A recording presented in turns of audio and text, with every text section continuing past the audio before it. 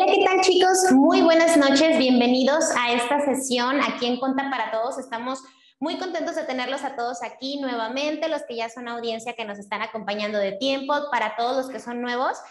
Antes de presentarles al gran ponente que tenemos esta noche, me presento yo rapidísimo. Mi nombre es Cristina Hernández, soy contadora pública.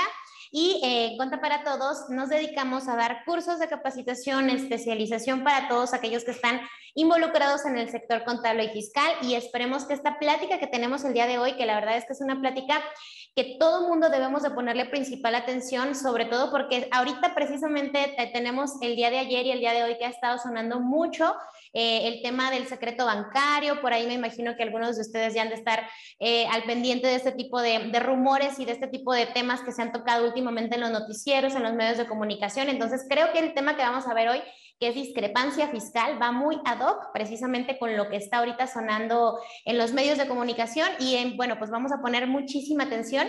Y el día de hoy estamos muy contentos porque tenemos de invitado al maestro Saúl González Vázquez.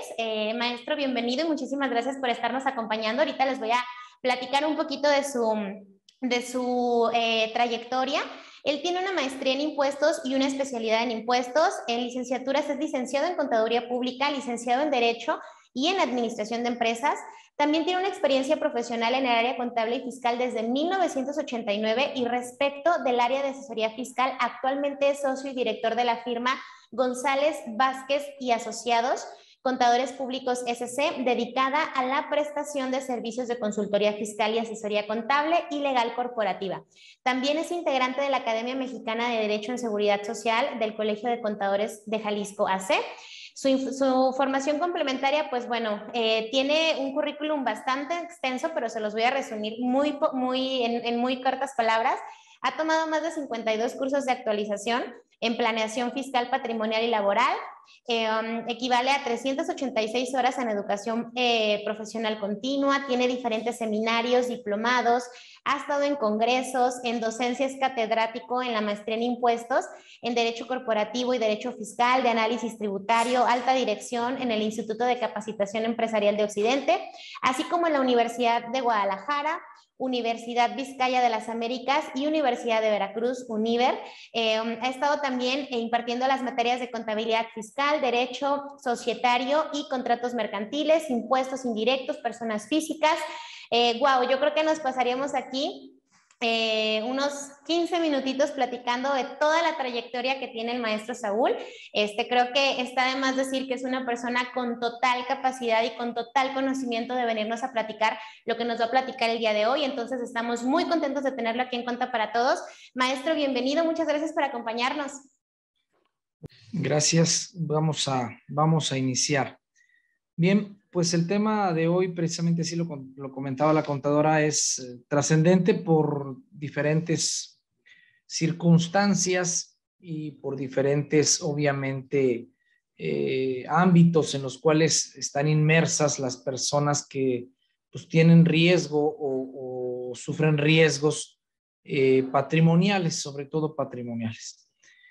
Obviamente no nada más hablamos de riesgo patrimonial, sino también hablamos del riesgo de la libertad. Hay situaciones bien importantes que tienen relación obviamente con el tema de discrepancia.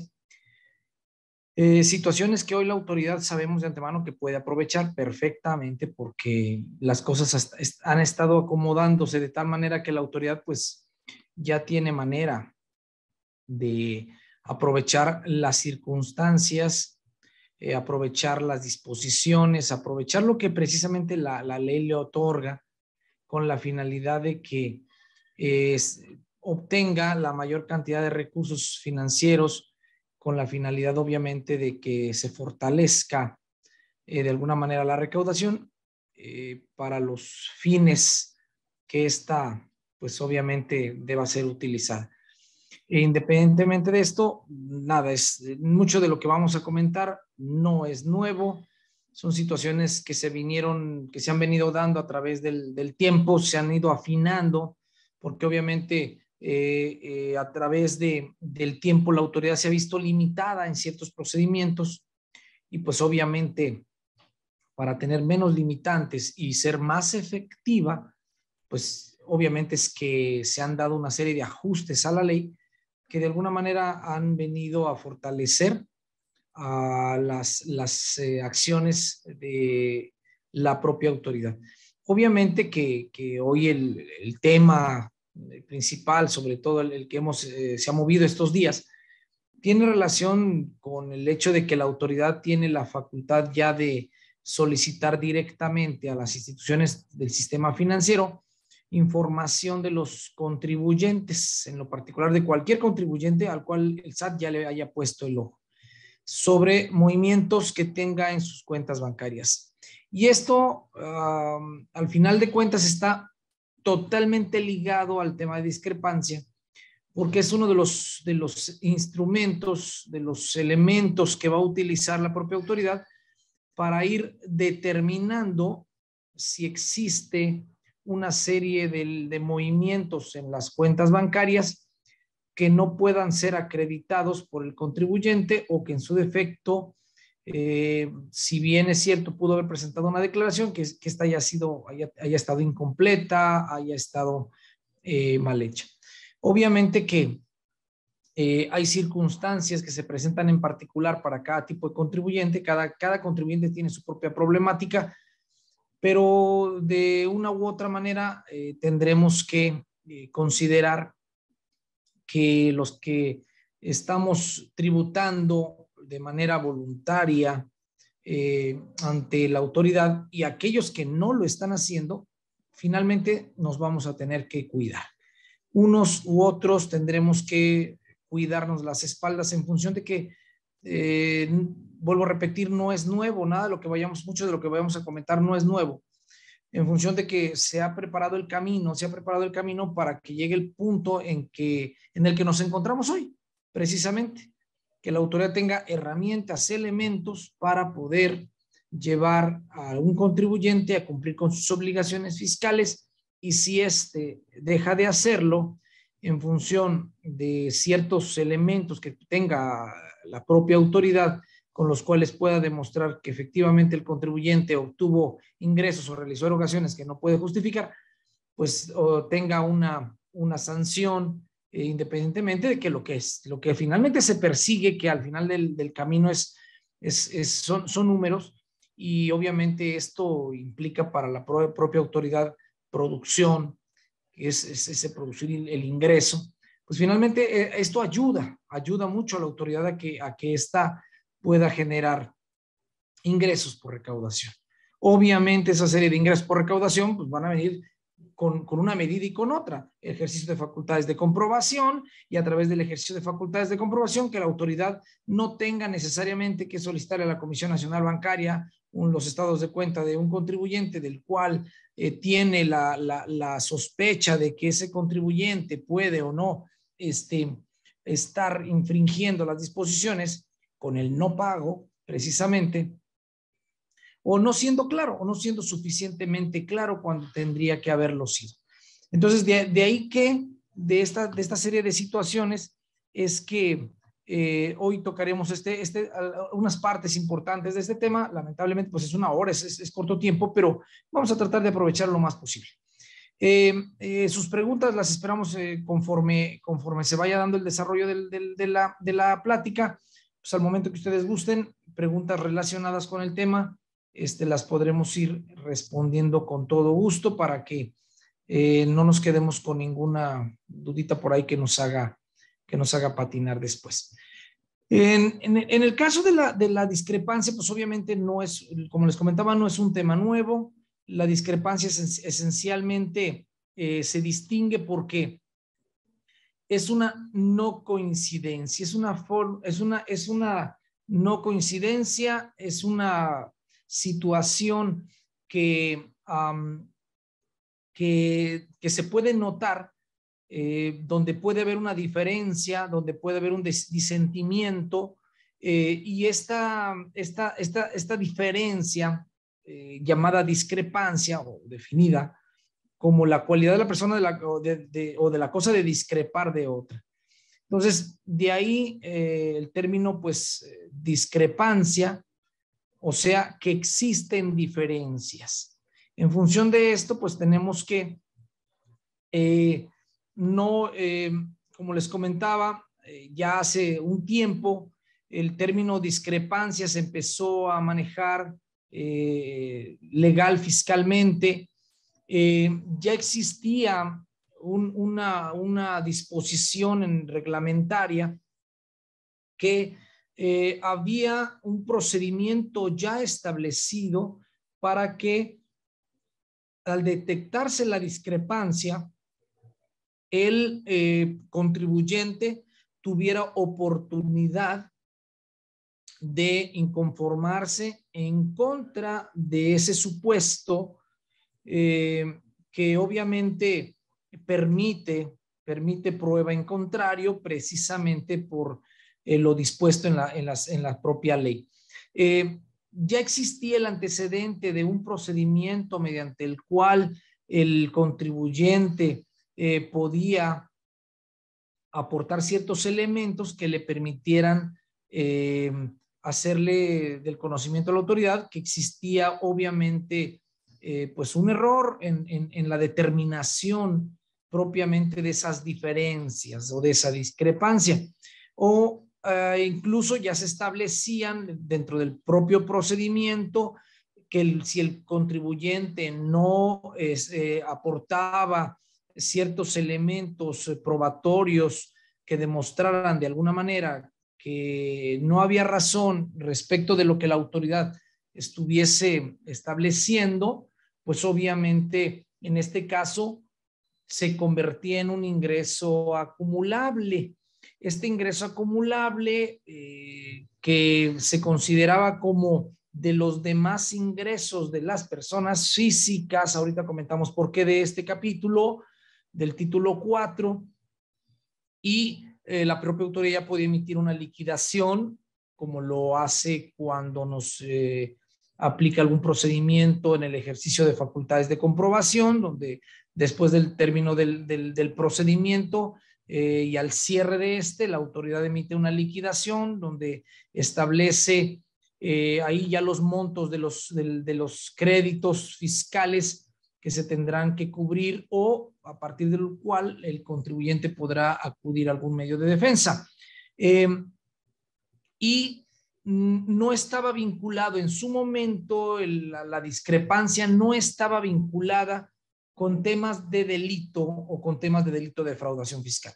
No había esa vinculación, entonces cualquiera que pudiese caer en discrepancia, pues podía ser molestado por la autoridad, podía determinársele un crédito fiscal, pero, y si bien es cierto, corría riesgos el propio patrimonio del contribuyente al momento de que se le determinaba pues, el crédito fiscal, porque había que aceptarlo, pagarlo, ofrecer bienes suficientes en embargo para cubrir ese adeudo, pues también existía la posibilidad de irse a medios de defensa, mediante los cuales, pues ya ofreciendo una garantía, pues obviamente podrían acudir a ello y pues jugarse su patrimonio en función de que pudiera ganarse o perderse el asunto en tribunales. La situación está en que como no estaba vinculada de alguna manera con defraudación, pues obviamente al no ser constitutivo de delito, pues no había riesgo de que el contribuyente pudiese de alguna manera perder su libertad. Sí sus bienes, sí perder sus bienes, pero no necesariamente su libertad. Esto es como se conocía ya en la propia disposición el origen del tratamiento o del propio procedimiento que existía para esto. Andrea nos hace una pregunta. Ahora que el SAT genera la declaración anual automática, ¿habrá mayor número de discrepancias? ¿Qué información necesitaremos para aclararla? Respecto de tu pregunta, Andrea, que por cierto es muy interesante, efectivamente la propia autoridad hoy tiene elementos con los cuales puede de manera más sencilla, de manera más dinámica, puede determinar la existencia de esa discrepancia. Por un lado, se puede ver, se puede visualizar que el hecho de que una declaración anual esté precargada con la información que posee la propia autoridad es si bien lo vemos por un lado como una carga que puede traer el contribuyente, porque esto le puede generar el pago de algún impuesto, también es una advertencia para el propio contribuyente. ¿Por qué motivo? Porque el propio contribuyente está enterándose de qué es lo que la autoridad conoce de él respecto de sus ingresos o en su defecto de algún tipo de deducción, como por ejemplo el pago de salarios o por ejemplo las deducciones personales en el caso de las personas físicas, ¿no? En el caso de incluso hasta los derechos para acreditamiento que puede tener el contribuyente. De alguna manera el SAT conoce esa información, pero el hecho de que el SAT realice la precarga de información nuestra en esas declaraciones nos da la pauta para que nosotros lo comparemos con nuestra contabilidad personal. Recordemos que más allá o independientemente de que de lo que vayamos a declarar o de lo que vayamos a presentar como información en nuestras declaraciones, está la contabilidad personal. Y la contabilidad personal, pues definitivamente bajo la cual pues vamos a partir. Tal vez la autoridad fiscal desconoce que nosotros realizamos ciertas operaciones y entonces en función de ello, al desconocerlas, tal vez no estén amparadas con un CFDI, tal vez sean ingresos que yo obtuve por los cuales no expedí el propio CFDI, tal vez sean erogaciones que yo realicé y la cual la autoridad pues no está enterada porque a lo mejor no existió un CFDI que amparara esa erogación o pudieron haber existido movimientos en las cuentas bancarias que la autoridad no conoce, pero que en el momento de ejercer sus facultades de comprobación, ahora con la posibilidad de que directamente incluso se solicite la información directamente a una institución bancaria, pues la autoridad se podrá dar cuenta de que existen movimientos u operaciones no amparadas con un CFDI y que por consecuencia no aparecen en la precarga de nuestras declaraciones y entonces pues nos cuestione sobre el origen o el destino. En el caso particular del origen, donde la autoridad nos pueda cuestionar el origen de un depósito y que nosotros, pues obviamente, porque al no existir un CFDI o al creer que la autoridad no se iba a dar cuenta o al pensar que no era importante y pues no lo aportamos en una declaración ni como bien como ingreso gravable o ingreso exento o en su defecto como un dato informativo, ¿no? En cualquiera de los casos la autoridad podrá darse cuenta de ello y hacer la comparación correspondiente. Entonces, de ahí que habrá una serie de información, de elementos de los cuales tengamos que hacernos llegar en función de que, en función del control que nosotros tengamos de las operaciones que realicemos con las cuentas bancarias. No se nos olvide que no hace mucho, a partir del criterio de la autoridad, y que pues ha sido de alguna manera avalado también en tribunales respecto a que los depósitos entre cuentas propias de un contribuyente pueden llegar a ser ingresos acumulables si el contribuyente no acredita el origen. Entonces, si nosotros incluso descuidamos el hecho de, por tener más de una cuenta bancaria y estar transfiriendo entre cuentas bancarias propias, descuidamos ese elemento, llega la autoridad, ejerce sus facultades de comprobación y no podemos acreditar de dónde viene el dinero que depositamos en tal o cual cuenta, siendo que incluso era de nuestras propias cuentas, ese desorden puede llevarnos a, pues obviamente, tener que sufrir la determinación de un crédito fiscal por ese ingreso acumulable. Recordemos que este criterio ya fue avalado por tribunales. Entonces, de ahí la importancia que tiene de hacernos llegar, pues obviamente, de todos los elementos que permitan que le acreditemos adecuadamente a la autoridad el origen de ciertos recursos y en el caso de las erogaciones, que es el destino de los recursos, que pueden ser adquisiciones de bienes, pago de servicios, etcétera. Bueno, en esos casos particulares también tendremos que hacernos llegar de la información necesaria y de los elementos y comprobantes necesarios para acreditar.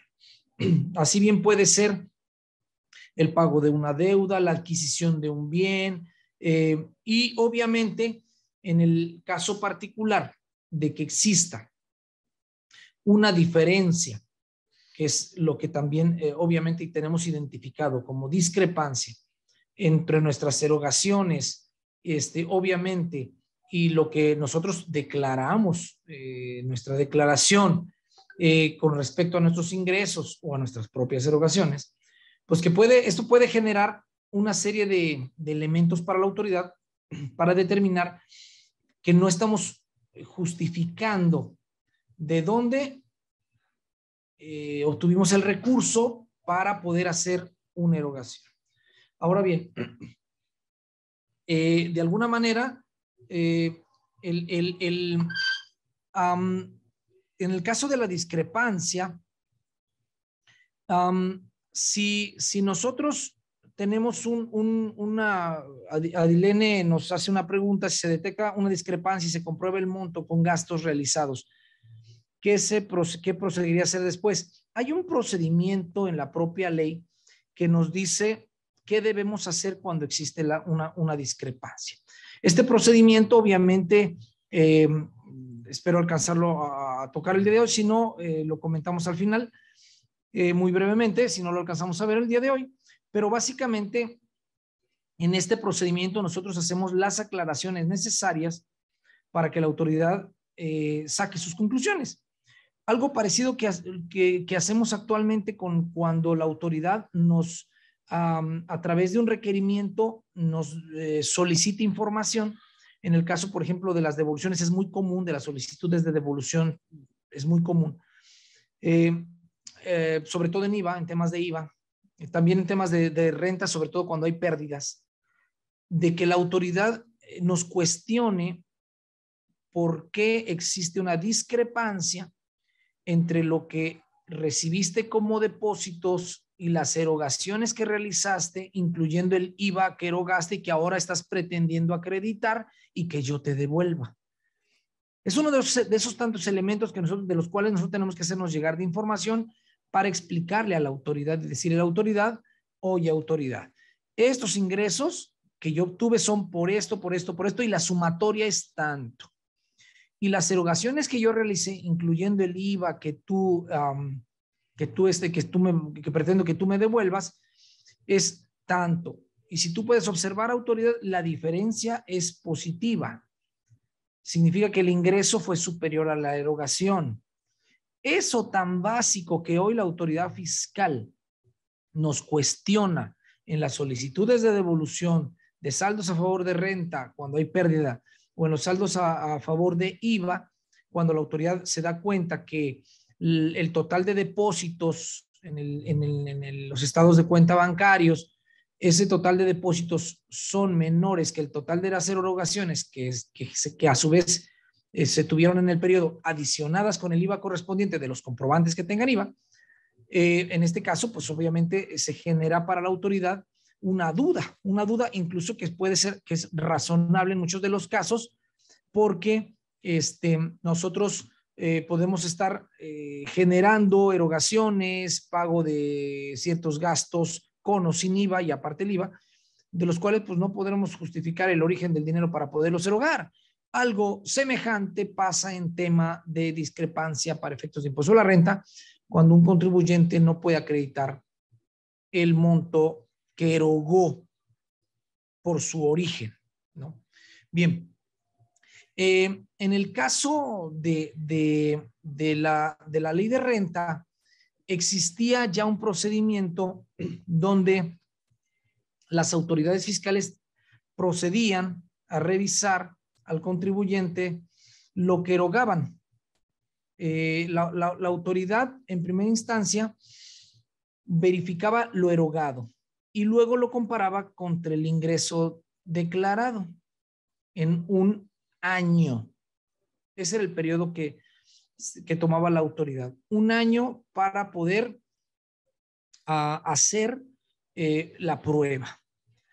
Entonces tomaba la erogación, la comparaba contra el ingreso declarado y él le daba a conocer al contribuyente esas discrepancias. O sea, encontré, contribuyente, estos ingresos que tú declaraste, pero me doy cuenta que tuviste estas erogaciones. Y luego había un procedimiento donde el contribuyente podía informarle a la autoridad cuáles eran las razones por las que existía esa discrepancia. Y ofrecía las pruebas, obviamente, de por qué el ingreso y de por qué no se había declarado. Y a su vez, la autoridad obviamente tenía la posibilidad de contestarle al contribuyente sobre esas aclaraciones que había hecho, y había un periodo que tenía un periodo máximo que se tenía que, bajo el cual se tenía que contestar por parte del contribuyente, que eran básicamente 15 días. Y posteriormente a ese escrito aclaratorio donde el contribuyente explicaba el por qué había erogado superior a ingresos o si estaba equivocada la autoridad en su revisión, posterior incluso le daban tiempo para ofrecer pruebas. O sea que él primero ofrecía un escrito y sobre ese escrito que él realizaba, que él presentaba a la autoridad, ofrecía las pruebas. Pero incluso las pruebas las podía acompañar al escrito o a más tardar 20 días siguientes los podía aportar las pruebas. En este caso, eran un total de 35 días bajo los cuales el contribuyente podía hacer sus aclaraciones y entregar sus pruebas. Y pues, la acumulación que correspondía al ingreso.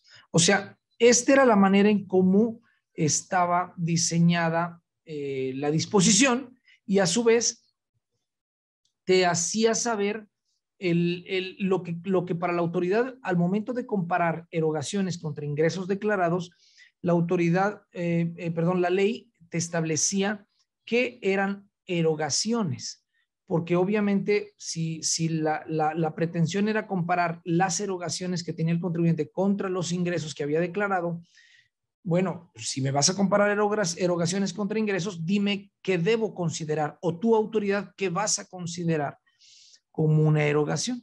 Y ya me establecía qué eran erogaciones, me hablaba de los gastos, me hablaba de la adquisición de bienes, y me hablaba de los depósitos, en inversiones financieras. Y entonces, en el caso particular, había una definición de erogaciones que, si la comparamos con la disposición que tenemos hoy, pues está corta, se queda corta. En su momento, pues obviamente había elementos que le permitían de alguna manera a los contribuyentes que caían en cierta discrepancia, pues a salirse de alguna manera con la suya, porque para la autoridad el tema de discrepancia de por sí nunca fue fácil para acreditárselo a un contribuyente, y el otro tema pues es todo el camino jurídico que se llevaba a través de tribunales, y muchos de estos asuntos no eran exitosos para la autoridad. Esto se fue afinando obviamente en función de las carencias, las lagunas que tenía la ley, pues obviamente se fue afinando y tenemos hoy un resultado muy distinto a esto. Por otro lado, los depósitos que el contribuyente efectuaba en cuentas no propias, que sí fueran erogaciones, pero que en este caso se demostrara que se adquirieron bienes, se adquirieron servicios,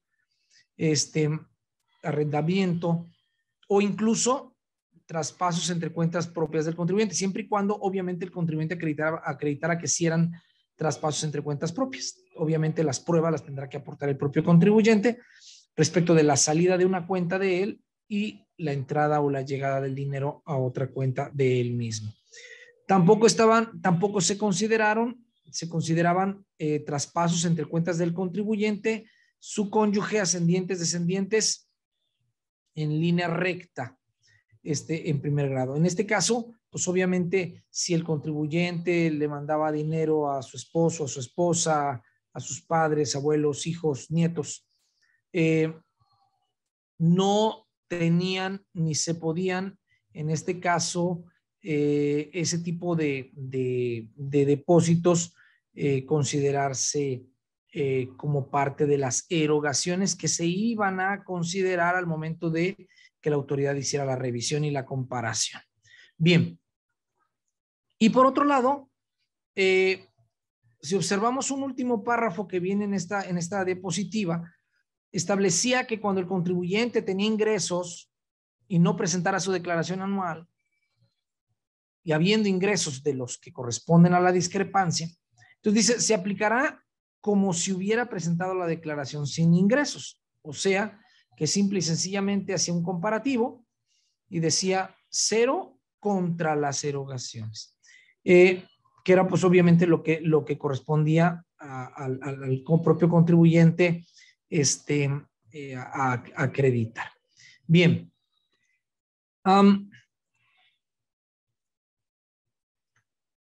Voy a ver otra de las preguntas. Larisa Quintero nos comenta, muchas veces en las declaraciones anuales la autoridad detecta inconsistencias en el monto declarado, pero en la empresa y al trabajador le retienen su ISR a favor y se necesitan hacer un formato electrónico de devolución, pero muchas veces las empresas no declaran el total real de los trabajadores. Ahí entra en discrepancia el trabajador o la empresa, es pregunta. Ahí entra en discrepancia el trabajador o la empresa. Y más si el monto declarado de ingreso anual no cuadra tal vez con el estado de cuenta de los trabajadores. ¿Qué deben hacer en estos casos? Fíjense qué pregunta tan interesante. Porque vamos a pensar lo siguiente. Una empresa que paga salarios a los trabajadores, timbra por un monto y deposita ese monto. Lo demás lo paga por fuera. Primer punto en contra del trabajador. ¿Por qué motivo? Porque él tiene gastos, él tiene erogaciones, tal vez esté pagando un crédito hipotecario, tenga un pago de tarjeta de crédito, haya adquirido un vehículo, haya adquirido un inmueble, etcétera. Y obviamente, pues, ya no va a haber una coincidencia. Por otro lado, tal vez el estado de cuenta del trabajador obtuvo un depósito por cierto monto de parte de la empresa, pero el timbre que realizó la empresa no cubre ese monto. Es un importe menor, el timbrado, respecto del depositado. Tal vez se utilizó, se dio mucho en el caso, en los temas de subcontratación laboral, se dio mucho durante mucho tiempo que el prestador del servicio que contrataba a esos trabajadores les timbraba por un monto, pero les depositaba un monto superior. En otras ocasiones utilizaban otro tipo de estrategias. Hacían nómina por salarios, nómina por asimilables. Había 2 empresas que les timbraban y completaban con eso la nómina. Había diferentes esquemas que utilizaban en este tipo de prestación de servicio. Pero la realidad es que en el caso de los depósitos, si resultase en cualquiera de los 2 casos una diferencia entre el monto timbrado, que es el que a la autoridad le va a aparecer ahí en la información que tiene de ese trabajador, y el monto depositado es superior, obviamente el trabajador está dejando de pagar impuesto. Aquí al trabajador, todos podríamos pensar, pues al trabajador le va a generar un ingreso acumulable, sin nada más que una situación de primera instancia. En las declaraciones, en los ejercicios pasados, el trabajador tenía la opción de presentar o no una declaración, en función de que estuviera en los supuestos de o no presentar la declaración. En este caso, si el trabajador no tenía obligación de presentar una declaración, la empresa le había hecho cierto monto de depósitos, tal vez la empresa le retuvo correctamente o no le retuvo correctamente el impuesto, el depósito no coincidía con el monto que la empresa estaba depositándole, o estaba mal calculado el impuesto a la renta. Al final de cuentas, cualquiera de estos supuestos, el trabajador decidía, bajo esta situación, no presentar su declaración anual porque pues estaba en la posibilidad de no hacerlo. Por disposiciones de la propia ley, pues la empresa es la responsable en primera instancia de haber retenido y enterado. Obviamente al fisco debiera ser más cómodo revisar a la empresa, cobrarle a la empresa y no molestar al trabajador. Pero al momento de que la disposición obligue a ciertos trabajadores a presentar la declaración anual, aunque solamente hayan tenido un retenedor, en ciertos casos, pues prácticamente está orillando al trabajador que presenta sus ingresos bajo los cuales tuvo un impuesto a la renta mal calculado, pues a pagar la diferencia de impuesto a la renta a su cargo. Ahora, si tuvo depósitos superiores a lo timbrado, pues obviamente el trabajador que es también susceptible de ser revisado por la autoridad, va a tener ingresos por los cuales se omitió el pago del impuesto a la renta. Aquí en este caso, como el depósito viene directo de la empresa, el trabajador pudo no haber presentado su declaración porque tal vez no estaba obligado. Y pues de alguna manera la empresa era la responsable en origen de haber hecho la retención correspondiente. En este caso, estamos ante una problemática, porque el trabajador, si bien es cierto, puede alegar, oye, la empresa debió haber retenido mi impuesto y haberlo enterado, ¿no? Sí, trabajador, pero tú no me lo declaraste.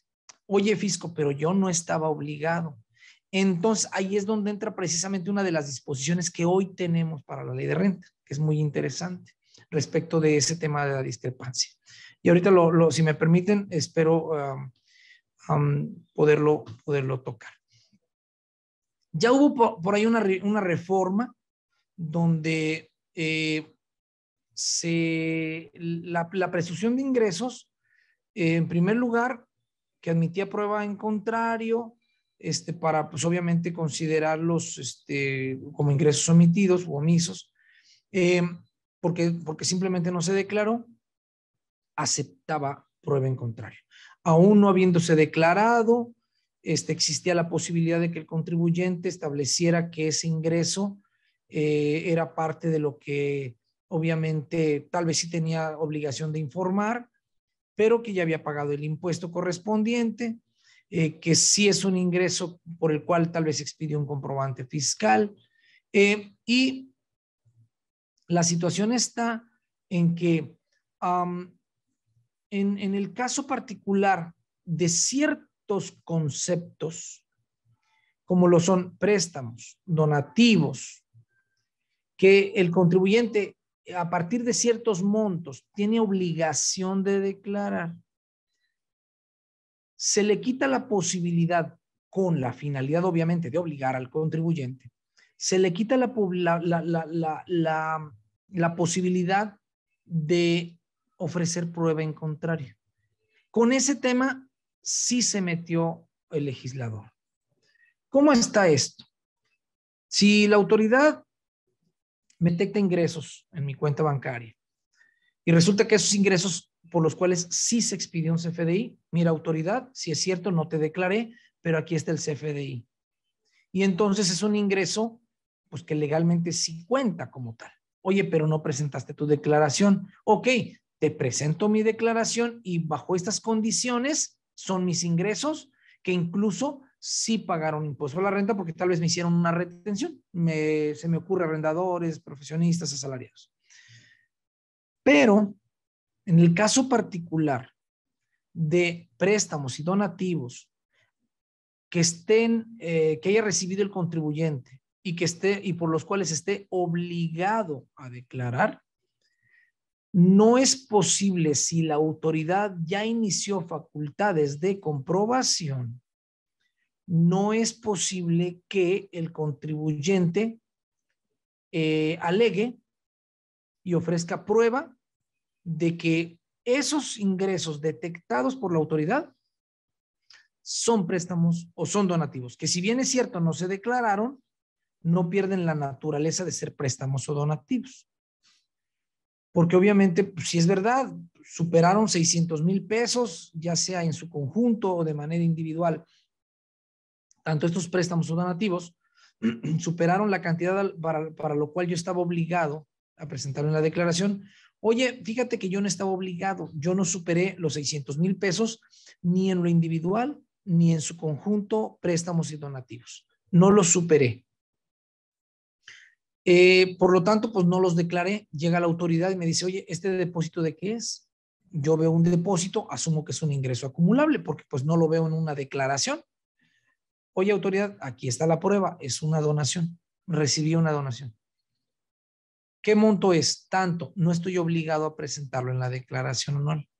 Tienes razón, contribuyente. Ya me lo acreditaste, ya me ofreciste la prueba. Tu alegato es correcto. Ahí muere. Pero, ¿qué pasa cuando supera el monto por el cual sí estoy obligado a presentarlo en mi declaración anual? Pues resulta que ya no tengo oportunidad de ofrecer pruebas que me permitan decir a la autoridad, oye, espérame, autoridad, si es cierto, tú detectaste un depósito de 800,000 pesos, pero en ese caso es un préstamo que a mí me hizo tal vez otra persona física, aquí está el contrato de mutuo, incluso hasta lo tengo, te puedo acreditar la fecha cierta, ¿no? Porque intervino, no sé, un fedatario público, etcétera. Pues, ¿qué crees, contribuyente? No me sirve. ¿Cómo que no te sirve si te estoy acreditando que no es un ingreso por el cual deba pagar impuesto? Lo que sucede es que la ley claramente te dice que si no los declaras estando obligado, pues es un ingreso acumulable y hazle como quieras. Pero te estoy acreditando esto. Pues sí, pero lo hiciste posteriormente a que yo iniciara facultades de comprobación y descubriera la omisión. Pues me voy a juicio. Pues lamentablemente para los contribuyentes, pues en tribunal, estos asuntos no se ganan. ¿Por qué? Porque le dan a la autoridad, le dan el elemento que le permite juzgar o acumular como ingresos sujetos al impuesto esos préstamos o esas donaciones que no fueron declarados cuando se estaba obligado a declararlo. Entonces, de ahí la importancia que tiene de presentarlos, porque finalmente la autoridad hoy, como ya lo comentamos en más de una ocasión, la autoridad sin problema puede decir al banco, dame el estado de cuenta y que tenga en las cuentas aperturadas a nombre de fulano de tal, voy a revisarlas como autoridad, te lo estoy pidiendo por eso y punto. Los revisa y nos descubren, ¿no? Elizabeth nos comentó, hola, buenas tardes, una pregunta, ¿qué pasa si me están timbrando recibos de nómina de una empresa que no conozco? Buena pregunta, porque hemos visto también casos y problemática de ese tipo. Entenderá, la autoridad lo toma como ingresos omitidos, pero para mí pues son inexistentes, ¿cómo lo puedo solucionar? Bien, se ha dado el caso de que ante la autoridad la autoridad conoce perfectamente que existen comprobantes fiscales que no corresponden a un contribuyente. ¿Por qué? Puede ser por un error, por un error del emisor, pero puede ser que haya sido de los esquemas donde se utilizaba expedir comprobantes fiscales a contribuyentes pues que se inscribían en forma masiva en el RFC y de ahí se tomaban los datos para timbrarles.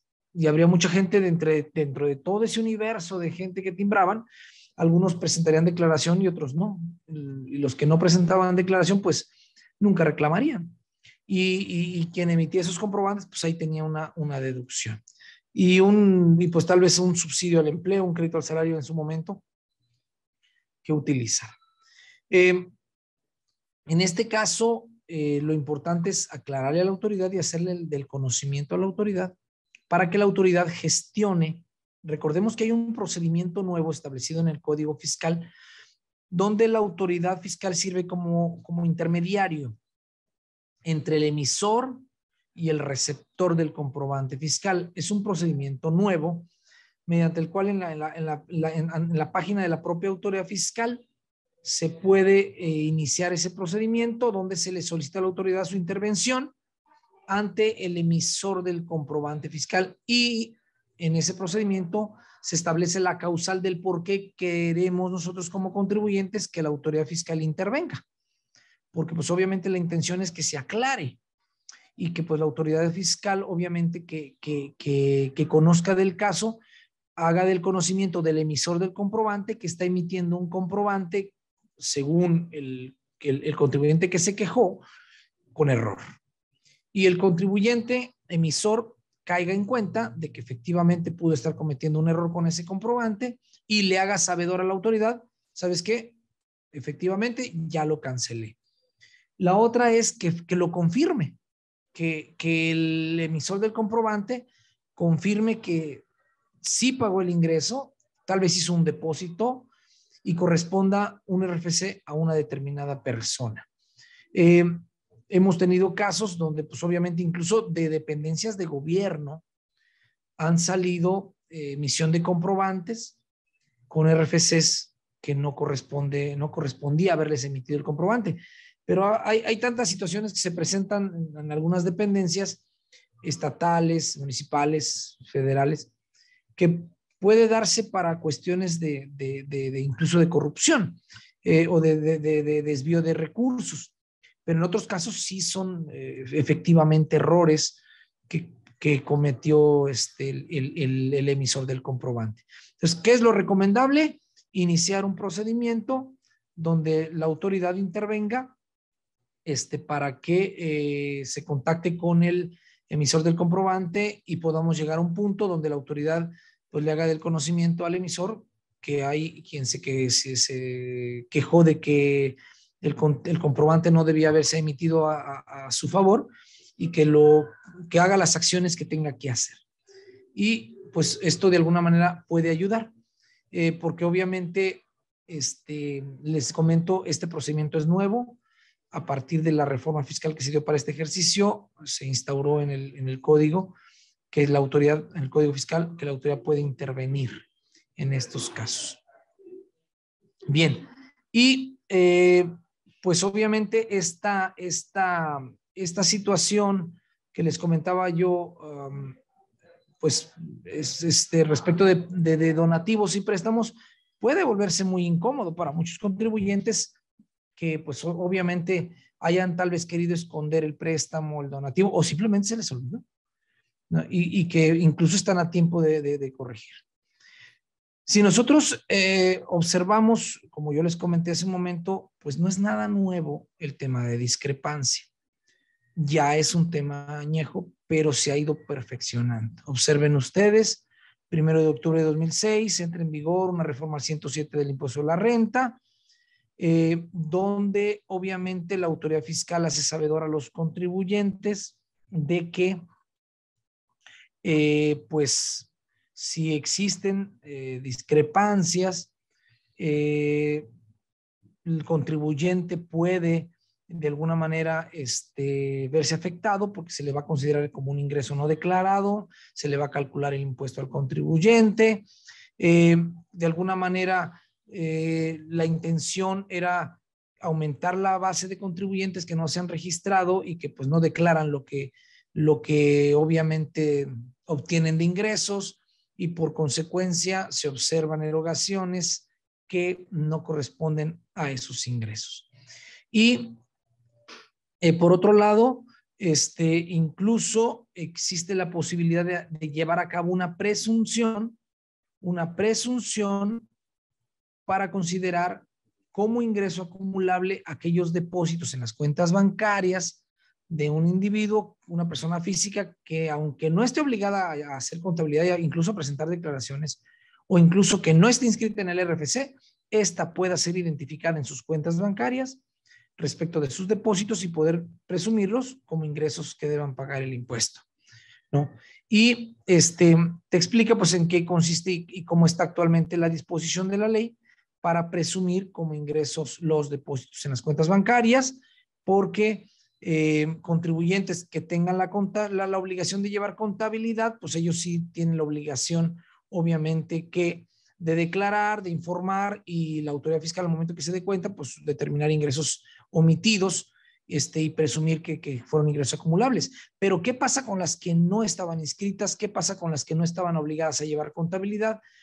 Entonces, en este caso, la autoridad, el legislador entra en este caso, entra al quite y lleva a cabo los procedimientos para que estas leyes entren en vigor y puedan ser aplicables, pues obviamente con estas finalidades. Obviamente, determinar presunción en función de que la persona física no pueda acreditar, no pueda demostrar el origen. Obviamente, pues, quienes deben llevar contabilidad, como por ejemplo quienes realizan actividades empresariales y profesionales, o algún otro tipo de contribuyentes que incluso actualmente llevan su contabilidad a través de las plataformas de la propia autoridad, de la página, de la plataforma que utilizan con la autoridad para poder presentar su información, pues ahí mucha información ya está registrada, pero igualmente sigue siendo información que en teoría pues es la información declarada, que es la información contabilizada y que pues es la que la autoridad conoce. Pero obviamente con la finalidad de que quienes tengan ingresos que puedan ser sujetos de impuesto y que no quieran ser molestados por la autoridad, pues tengan que declararlo y esto incremente la recaudación. Aquellos que no estén inscritos vayan y se inscriban y esto incrementa la recaudación. Y aquellos que pues, puede ser que existan, que estén escondiendo ingresos, pues dejen de hacerlo, ¿no? Con esa finalidad. Y la autoridad ya nos venía avisando, incluso nos avisaba qué tipo de ingresos no deberían considerarse, qué tipo de ingresos, pues, bajo los cuales simplemente los teníamos que informar, no teníamos que preocuparnos, simplemente informarlos, como lo podía hacer la enajenación de casas, habitación, como herencias, como donaciones, no tendríamos que preocuparnos, simplemente no era aplicable la disposición de presunción de ingresos para acumularlos como generadores de impuestos sobre la renta, pero que no se nos olvidara declararlo, etcétera, ¿no? Y obviamente aquellos que pues tenían ciertas actividades del sector primario que también tenían sus montos exentos, ¿no? También por otro lado, en función de las necesidades mundiales de combatir las prácticas de evasión fiscal, es que entran esta serie de disposiciones que ahora pues, no le permiten a la autoridad pues, presumir los ingresos a través de esta serie de leyes. Y pues se va dando una serie de modificaciones, incluso con aquellos no obligados a presentar su contabilidad, declaraciones, y que básicamente con un procedimiento que permitía ofrecer prueba en contrario respecto de lo que la autoridad estableciera, pudiera desvirtuar ciertos elementos que la autoridad pudiera considerar ingresos. Y obviamente te invitaba a presentar tus declaraciones, te invitaba a que la información de las declaraciones fuera precisa, qué tipo de ingresos tenías que declarar para que no se te diera la discrepancia, cuáles tendrían que ser ingresos que obligadamente tendrías que presentarlos para evitar que se te acumularan, en función del monto. ¿Quiénes? Las personas físicas. Oye, ¿las morales qué onda? Las morales son sujetas de discrepancia fiscal. Las morales, para el efecto del procedimiento de discrepancia fiscal que está establecido en la ley de renta, no están sujetas a este procedimiento. ¿Cómo? Pues que las personas morales no sufren discrepancia.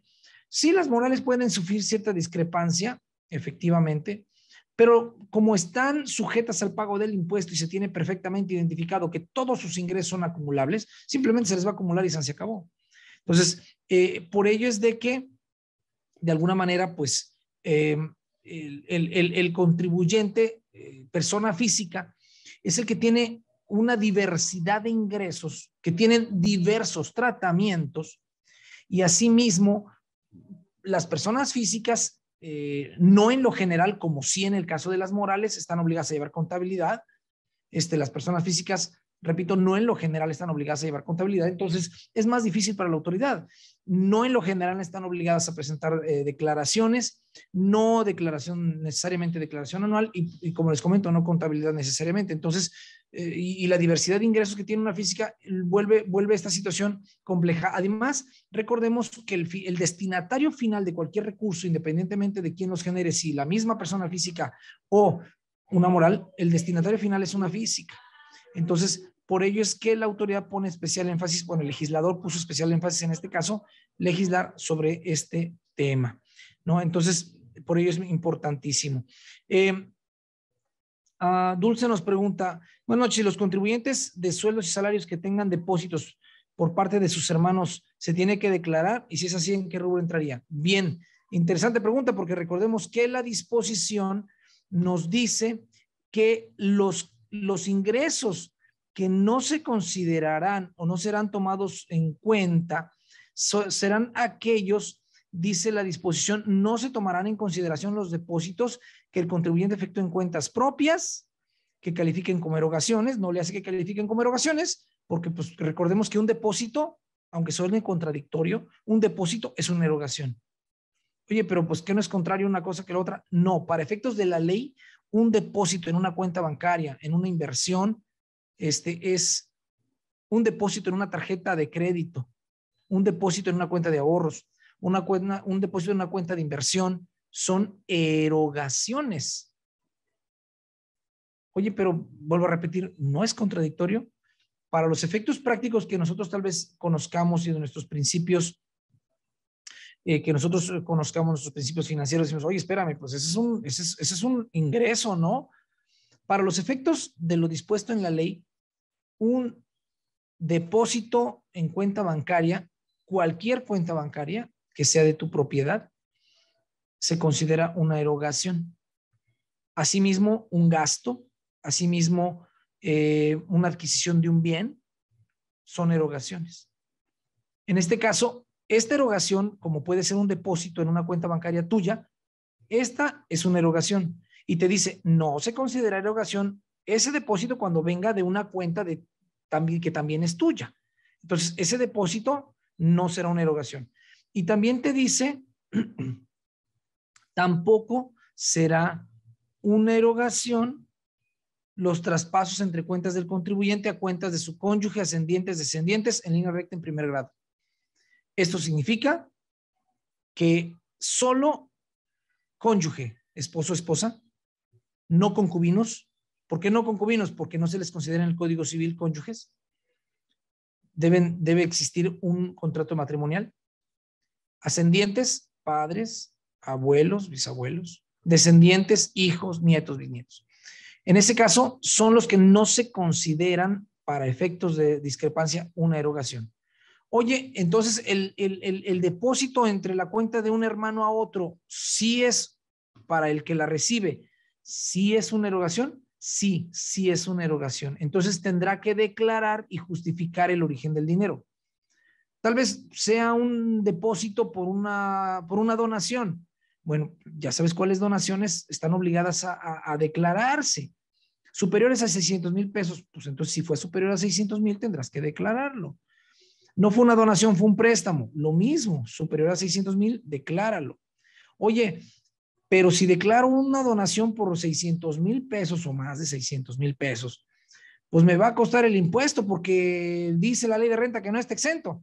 Bueno, dice la ley de renta que hay una parte exenta, pero obviamente es una parte mucho menor al monto de 600,000 pesos, que estaría exento, aún siendo hermanos, pues no siendo ascendientes, descendientes o cónyuge.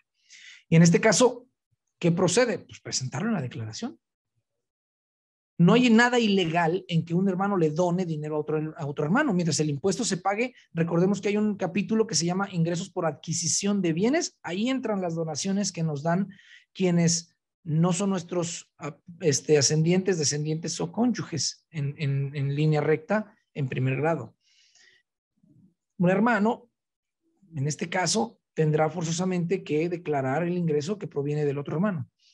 ¿Cómo? Pues que depende del concepto.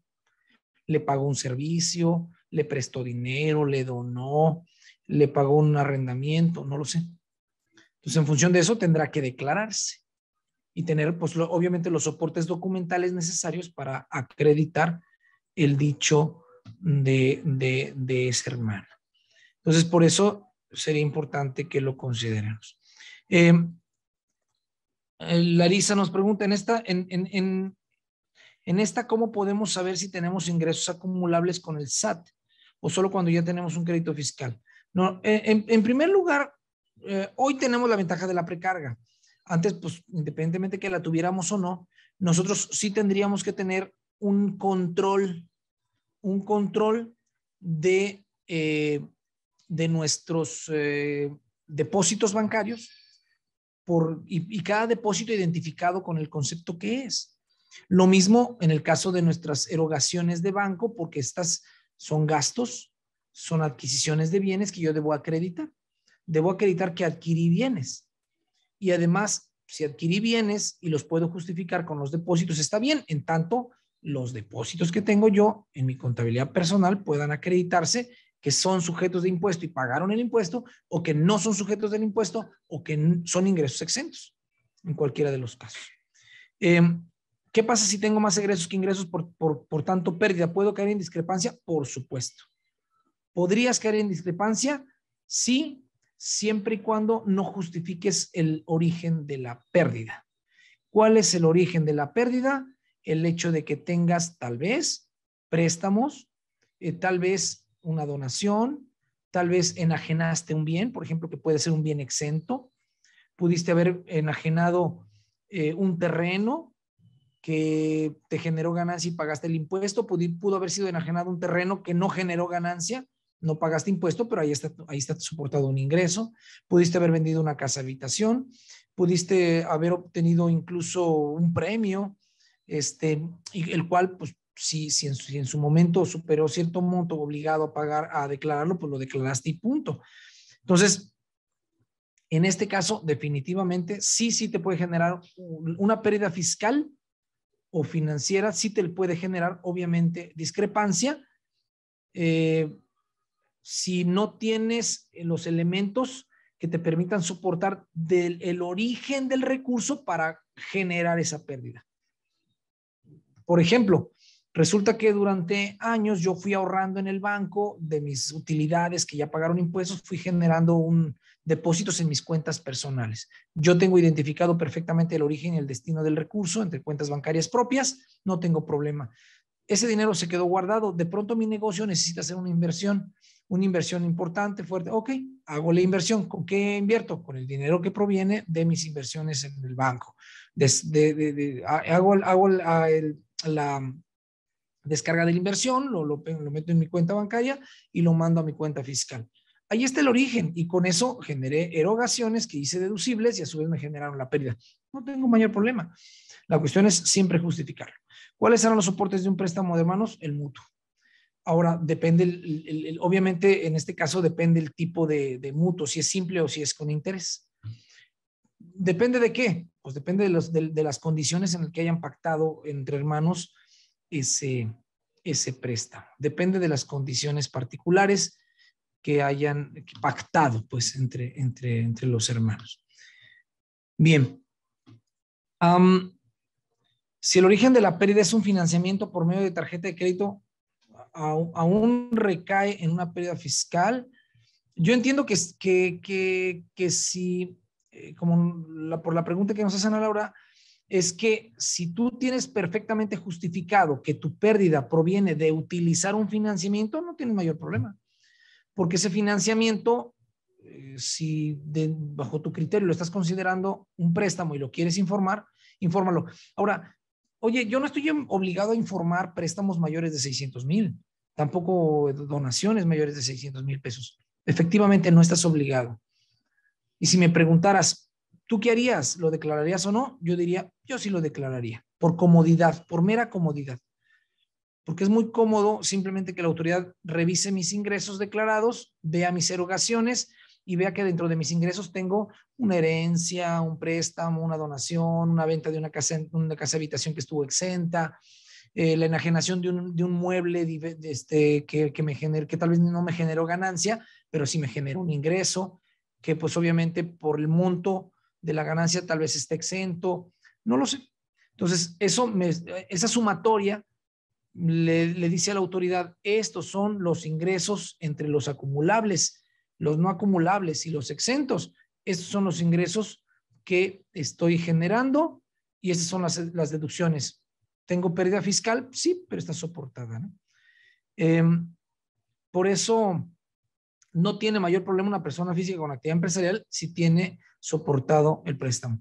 Y si es un préstamo de hermano, ¿también graban? No, los préstamos no graban en ninguna de las situaciones porque los préstamos no se consideran ingreso. Oye, pero pues si me estás diciendo que si no lo declaro me lo van a considerar ingreso, sí. De origen, el préstamo no es un ingreso para quien lo recibe y el pago de la deuda tampoco es un ingreso para quien recibe el pago del crédito correspondiente. No, pero si supera 600,000 pesos, la ley dice que si no lo declaras, te lo van a convertir en ingreso acumulable cuando la autoridad te lo descubra. Entonces, de ahí la importancia que tiene el que se haga, el que se declare. Para comprobar una donación, nos pregunta espectador anónimo, para comprobar una donación, ¿se requiere contrato? Definitivamente sí. Oye, ¿de qué depende? En primer lugar, el contrato, la formalidad del contrato va a depender de la legislación, por un lado estatal, que es la que regula los contratos civiles. En este caso, la donación es un contrato civil. Habría que ver bajo qué montos debe ser un contrato verbal, por escrito o elevada escritura pública. ¿De qué depende? De tu legislación estatal.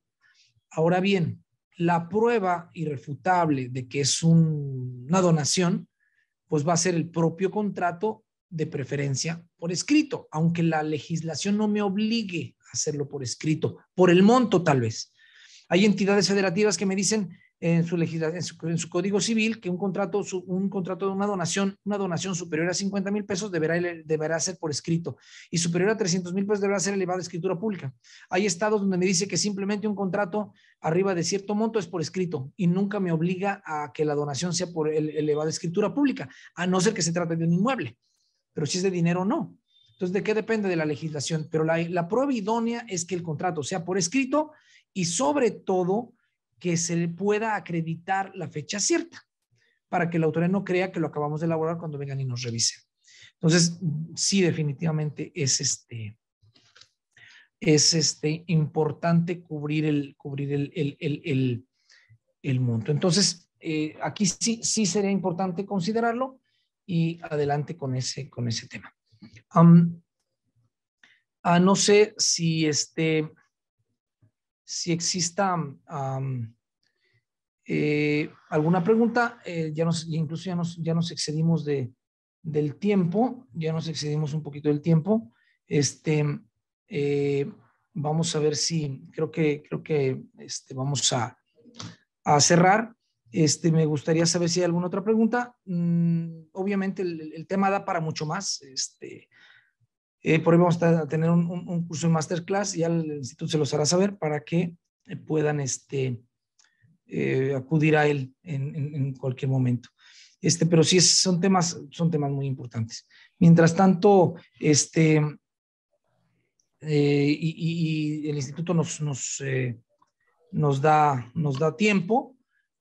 Me gustaría comentarles que el sujeto persona física que realice, dice la ley, tal cual al artículo 91 de renta, que realice en un año de calendario.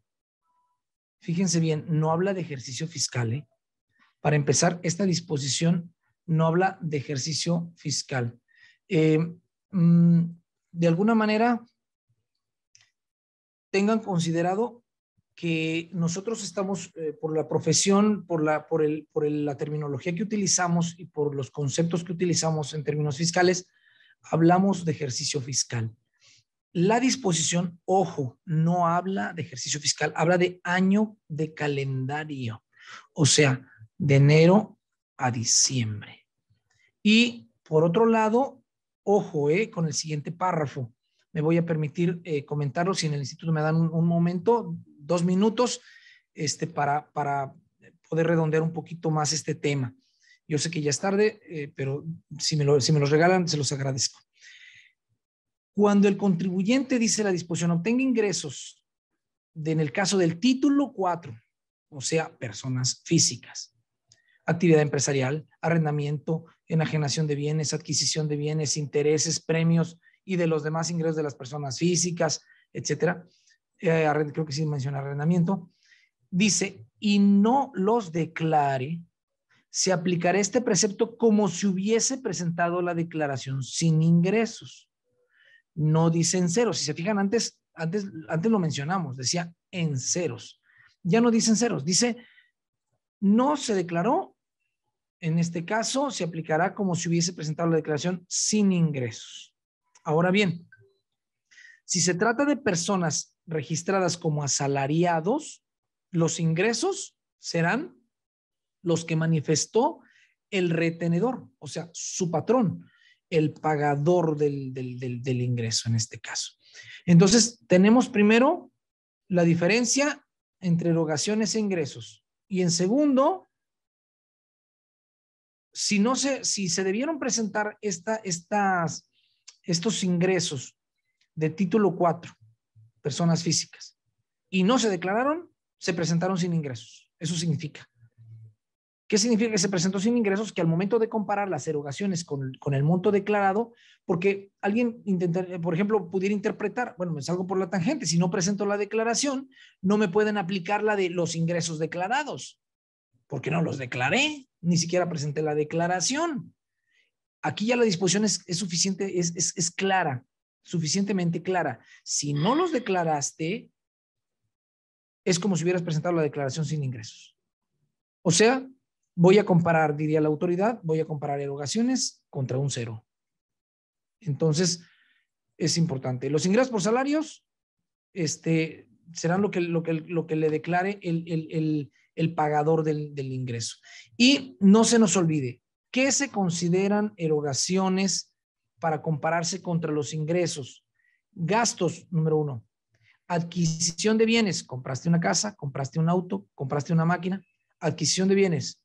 Depósitos en cuenta bancaria, en cuentas de ahorro, en cuentas de clientes selectos, etcétera.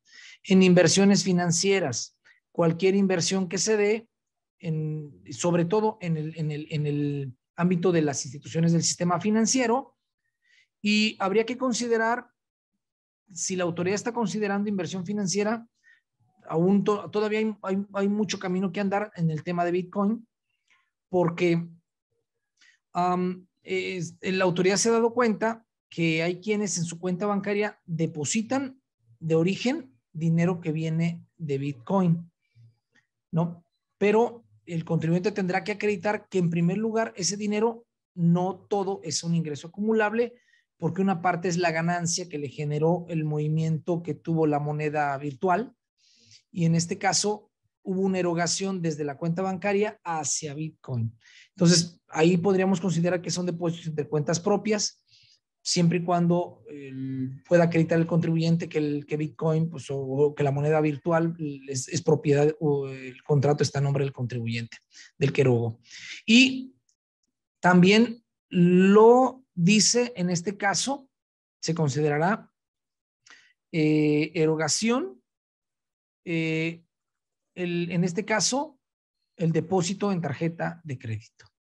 Entonces, ya de entrada, el adquirir bienes, el gastar, si se fijan, gasto es un concepto distinto a adquirir bienes. ¿Qué implica gastar? Todo lo que no se pueda considerar un activo fijo. Sí, es susceptible tal vez de no recuperarse a través de generación de ingresos. Este gasto, a diferencia de la adquisición de bienes, son conceptos distintos. Los depósitos en cuentas bancarias, en inversiones y en tarjetas. Y en este caso, esto es lo que la autoridad va a tomar, va a sumar, va a identificar y va a decir, muy bien, lo voy a comparar con tus ingresos declarados o que debiste declarar. Oye, pero pues, como les decía yo hace un momento, ¿cómo va a ser posible que un depósito en una cuenta bancaria sea una erogación? Si para mí es un depósito, para ti es un depósito, pero para la ley es una erogación. Entonces, ¿qué va a sumar? Todos tus depósitos, todos tus depósitos en cuentas bancarias, en inversiones financieras. Oye, pero la inversión financiera la hice con dinero de la cuenta bancaria. No te preocupes, si puedes acreditar que desde ahí se fue el recurso a la inversión financiera, despreocúpate. Solo cuenta el primer depósito. No, lo mismo en caso de que, oye, es que le pagué dinero a la tarjeta, ¿no? Le pagué dinero a la tarjeta de crédito, ahí le deposité a la deuda, o sea, pagué la deuda de la tarjeta. Pude depositar menos de lo que debía, lo mismo que debía, o incluso un monto superior a lo que yo le debía al banco, sin problema, porque hay tarjetas que te permiten depositar más de lo que les debes y te generan interés. Entonces, en cualquiera de esos casos, todas son erogaciones. Súmalas, compáralos contra el ingreso declarado y de ahí empieza un procedimiento mediante el cual pues, hay que aclarar a la autoridad. Y ojo, vuelvo a repetir, si yo demostré que el depósito se hizo porque alguien me compró un bien, no te preocupes, no se va a considerar en la discrepancia, sino como ingreso que no se declaró y debió pagar impuesto. Ese sí está identificado, sobre todo, ¿cómo lo acreditas? Expidiendo un CFDI. Si tú vendiste un bien, arrendaste, prestaste un servicio, expediste un CFDI y depositaste, y ese depósito está ligado con el CFDI, aunque no hayas declarado, no se te va a considerar en este caso como una erogación. ¿Y por qué? Si está depositado y dice que todos los depósitos son erogaciones, porque ese sí está identificado con un impuesto que debiste pagar. Está plenamente identificado con una actividad económica. Entonces, por eso es importante considerarlo. Ahora sí, quise terminar un poco más tarde, pero no dejar tan abierto el tema. Si es verdad, requiere un poco más de tiempo, pero pues finalmente teníamos poco tiempo, pero bien aprovechado, creo yo.